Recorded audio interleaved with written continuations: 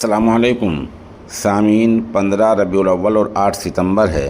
ख़बर का उन्वान है, मुज़ाहिरीन नेपाल की पार्लियामेंट में घुस गए, पुलिस ने फायरिंग की, आंसू गैस के गोले छोड़े, एक की मौत हो गई। ऐसा क्यों हुआ, इनकी मांग क्या थी, पूरा मामला आप सुने।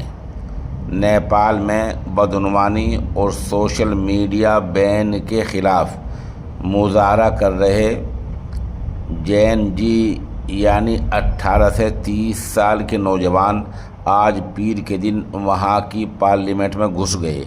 आपको पता ही है, कुछ दिन पहले नेपाल सरकार ने सोशल मीडिया, फेसबुक, व्हाट्सएप वगैरह पर पाबंदी लगा दी थी।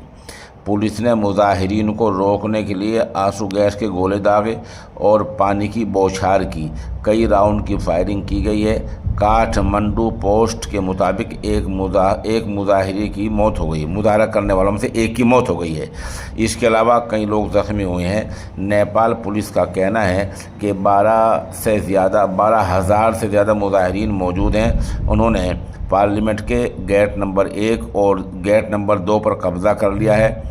पार्लियामेंट और सदर हाउस, नायब सदर जमहूरिया हाउस, वज़ीर आज़म की रहाइशगाह के पास के इलाकों में कर्फ्यू लगा दिया गया है और फ़ौज को तैनात कर दिया गया है। काठमांडू नेपाल की राजधानी के ख़ास इलाकों में भी कर्फ्यू लगा दिया गया है। सिक्योरिटी सख्त कर दी गई है। नेपाल की तारीख़ में पार्लियामेंट में घुसने का गालिबन ये पहला मामला है।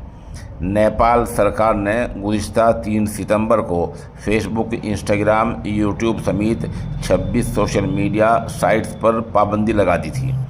इस प्लेटफार्म ने नेपाल के संचार, नशरियात और सूचना वजारत में रजिस्ट्रेशन नहीं कराया था। बहरहाल आवाम की आवाज़ को इस तरह दबाया जाएगा तो अंजाम यही होना है। नेपाल के पार्लियामेंट हाउस पर जहाँ जहाँ मैंने अभी बतलाया है वहाँ मुज़ाहिरीन मौजूद हैं। आप हमारे साथ बने रहें। ख़बर जैसे जैसे अपडेट होगी हम आपको इत्तला देते रहेंगे।